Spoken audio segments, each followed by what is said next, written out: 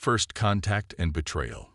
Captain Ilara Chen stood on the observation deck of the Earth Confederation vessel Horizon, watching as the massive ringworld of the Sovereign Collective rotated slowly against the backdrop of an amber nebula. Discovered just 6 months ago by long-range probes, the Collective represented humanity's first contact with a Tier 3 civilization, species that had mastered artificial gravity, quantum communications, and near-light-speed travel. "Impressive, isn't it?" said Commander Darius Wade, her second-in-command. The tall, dark-skinned man's reflection appeared beside hers in the reinforced viewport. "Their engineering capabilities must be centuries beyond ours.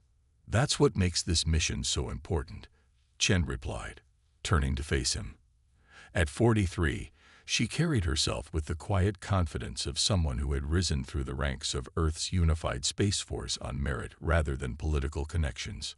Her short black hair was streaked with premature gray, a badge of honor from 15 years of exploration missions. Humanity has 26 colonies across 11 star systems, but the Collective spans hundreds.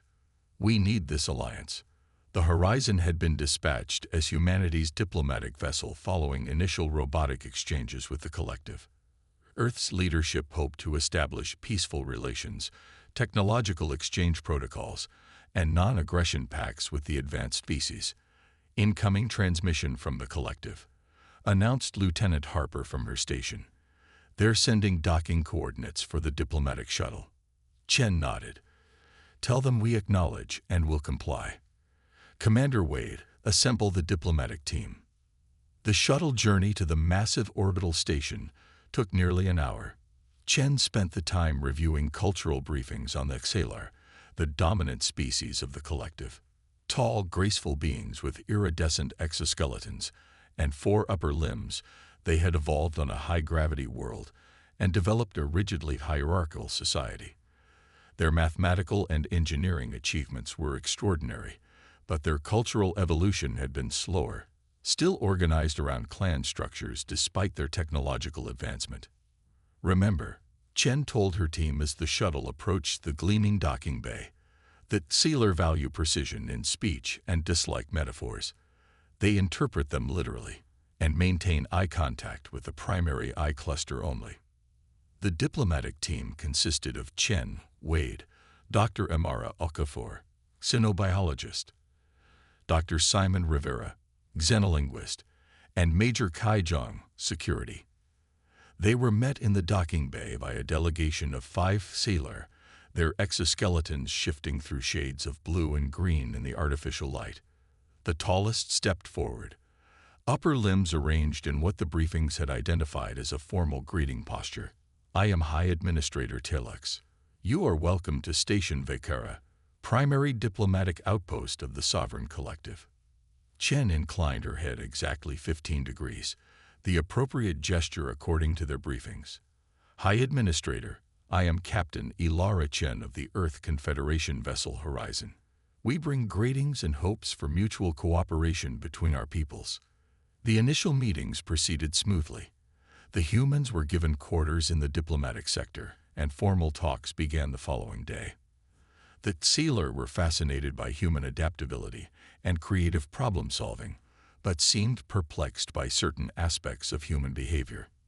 "Your species expanded to 11 star systems in less than a century," noted Tilux during the 3rd session. "This rate of expansion is concerning. We seek new horizons and knowledge," Chen replied carefully. "Human curiosity drives us to explore, but we respect the territories and rights of other species." "Yet your military capabilities advance at a similar rate," observed another sealer administrator, this one with darker shell patterns. "Our analysis of your vessel indicates defensive and offensive capabilities that have doubled in sophistication from your previous generation of ships." Wade leaned forward. "The cosmos contains many unknowns. We believe in being prepared while hoping for peace." The meeting ended abruptly after that exchange. As the humans returned to their quarters, Dr. Rivera voiced what they were all thinking. "They're afraid of us. But why? Their technology is centuries ahead of ours. Sometimes it's not about current capabilities, Chen said. It's about potential. That night, as Chen reviewed the day's transcripts, a soft chime indicated someone at her door. When it slid open, a smaller sailor stood there, its exoskeleton muted to subdued greens and grays. "I am Research Director Velen," the alien said quietly. "May I enter? What I must discuss should not be overheard." Chen stepped aside, curious and wary. Once inside, Velen's voice dropped even lower. "The Sovereign Council has been monitoring human development for decades. Your species' rate of technological advancement is unprecedented in our records. Is that why the talks seem to be stalling?" Chen asked. "The Council is divided. Some see humans as potential allies. Others, Velen's exoskeleton rippled with what might have been anxiety. Others believe you represent an existential threat that must be contained now, before you reach your full potential." Chen felt a chill. "Contained. Your colonies at Tau Ceti, Epsilon Eridani, and Procyon are vulnerable. They have minimal defenses, if certain factions within the Council have their way." Velen didn't finish the thought. "Are you warning me of an imminent attack?" Chen demanded. "I can say no more. But consider why a civilization that has existed in stability for 2,000 years might suddenly fear a species barely a century into its interstellar phase." After Velen departed, Chen immediately attempted to contact the Horizon, but found communications blocked. She gathered her team and shared Velen's warning. "We need to warn Earth," Wade insisted. "Communications are being jammed." Major John reported after checking their equipment. "And I suspect we're locked in. The door won't respond to commands." Chen's worst fears were confirmed when, hours later, the diplomatic quarters shook with a massive vibration that could only be the station's engines powering up. Through their viewport, they watched in horror as 3 massive collective warships surrounded the horizon. "They wouldn't dare," whispered Dr. Okafor. "An unprovoked attack would violate every principle of interstellar law." But the brilliant flash that followed told them everything. The Horizon, with its crew of 357, vanished in an expanding sphere of plasma and debris. At that same moment, across human space, collective battle fleets emerged from faster-than-light travel near the colonies of New Terra, Arcadia, and Horizon's Hope. Without warning or declaration, they opened fire on orbital installations and planetary defense systems.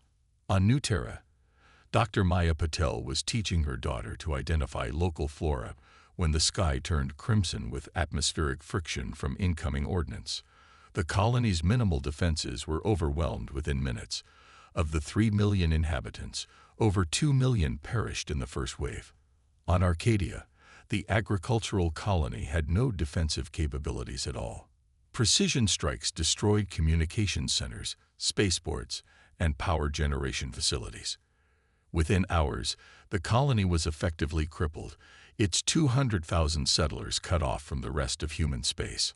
On Horizon's Hope, the mining colony managed to launch a single emergency communication before its transmitter was destroyed. The message was simple and devastating. Under attack, multiple enemy vessels. No provocation. They came without warning. Back on Station Vicara, Captain Chen and her team were brought before High Administrator Telux. The sailor's exoskeleton now pulsed with deep crimson patterns. "You have been contained," Telux announced. "Your most vulnerable colonies have been neutralized. Your diplomatic vessel has been eliminated." "This is an act of war," Chen stated, her voice cold with controlled fury. "Earth will respond. Your species has been judged too dangerous to allow unfettered expansion," Telux replied. "You will be permitted limited development within your Sol system only. All extrasolar colonies are now under collective administration. Resistance will result in further military action." As Chen and her team were led away to detention cells, she caught sight of Research Director Velen watching from a distance. The smaller sailor's posture conveyed something that needed no translation across species: regret. In her cell, Chen pressed her hand against the cold metal wall. "They think they've taught us fear," she whispered to herself. They have no idea what they've awakened. The collective had made a fundamental miscalculation. They believed their technological superiority guaranteed victory. They failed to understand that humans did not break when bent. They did not forget, and they would never forgive. The hunt was about to begin. The hunt begins. Admiral Kamala Sharma stood before the Emergency Defense Council in the underground command center beneath the Himalayan mountains. Her weathered face, usually composed, showed the strain of 72 hours without sleep. The final casualty reports have been confirmed, she announced to the assembled military and civilian leaders. New Terra, 2.3 million dead. Arcadia. Minimal casualties but complete infrastructure collapse. Horizon's Hope, 178,000 confirmed dead. President Omar Santos, elected just 6 months earlier on a platform of peaceful expansion, looked decades older than his 53 years. And the horizon? Captain Chen's diplomatic team. Destroyed with all hands, Sharma replied. We recovered fragments of the ship's quantum data core. There was no warning, no declaration of hostilities. Director Way of Intelligence activated a holographic display. The attack was precisely coordinated. 3 battle groups struck simultaneously. Their technology is significantly advanced, faster than light capabilities that outclass ours by at least 2 generations. What are our options? Asked Santos. The collective controls hundreds of worlds. Their fleet dwarfs ours. Admiral Sharma straightened. Mr. President, members of the Council, I recommend immediate implementation of Protocol Nemesis. A murmur ran through the room. Protocol Nemesis had been developed after humanity's first encounters with the Krell, a hostile species that had attacked early exploration vessels before retreating to unknown regions. It was a contingency plan for existential threats, never implemented, but meticulously updated and refined over decades. You're talking about putting our entire civilization on war footing, said Secretary Chen of Economics. I am, Sharma confirmed without hesitation. The collective believes they've defeated us in a single stroke. They expect us to negotiate from weakness, to accept their terms. They don't understand human nature. After 6 hours of debate, the vote was unanimous. Protocol Nemesis was activated. Across Earth and the remaining colonies, the transformation began. Civilian shipyards were converted to military production. The breakthrough propulsion system that had been in development for the next generation of exploration vessels was repurposed for a new class of ships, smaller, faster, and designed for a single purpose: to hunt. At the Galileo lunar shipyards, Dr. Sanjay Kapoor addressed the engineering team assembled before the prototype of the new vessel class. The Harrier fleets have achieved their strategic objectives. Sharma replied. The stars stretched out before them, infinite in their possibilities, and humanity, tempered by fire but not consumed by it, continued its journey outward, not as conquerors, but as explorers who had learned the true cost of peace. Class pursuit vessel sacrifices heavy armor for speed and stealth, he explained, pointing to the sleek, predatory lines of the ship displayed in the hologram. Its quantum fold drive will allow it to match and exceed collective FTL capabilities. Its sensor package can track residual spatial distortions from enemy vessels across interstellar distances. It's not built for direct confrontation with their capital ships, noted one engineer. No, Kapoor agreed. It's built to hunt, to strike, and to vanish, to make them fear the darkness between stars. The first fleet of 30 Harriers launched 6 months after the attack. Commanded by veterans and crewed by volunteers, they carried with them humanity's response to the collective's aggression. Their first target was a remote collective outpost in the Protean sector. The station had minimal defenses, deemed unnecessary in territory the collective had controlled unopposed for centuries. The station commander, a senior sealer named Krytax, was completing routine reports when alarms blared. Unidentified vessels approaching, reported his security officer. Configuration unknown. Impossible, Krytax replied. No unauthorized ships can enter collective space without. His words died as the station shuddered under precise weapons fire. Critical systems failed in cascading sequence. Before Critax could issue evacuation orders, a transmission cut through the chaos on all frequencies. This is Captain Wen of the Earth Confederation vessel Nemesis. Your unprovoked attack on our colonies demands justice. There will be no negotiations. There will be no surrender. Remember this day. It is only the beginning. The station's destruction was total. No distress calls were sent. When a supply ship arrived 2 weeks later, it found only debris. Similar strikes occurred across collective territory, small outposts, monitoring stations, research facilities. Always the same pattern. Swift, precise, devastating. Always the same message. No negotiations, no surrender.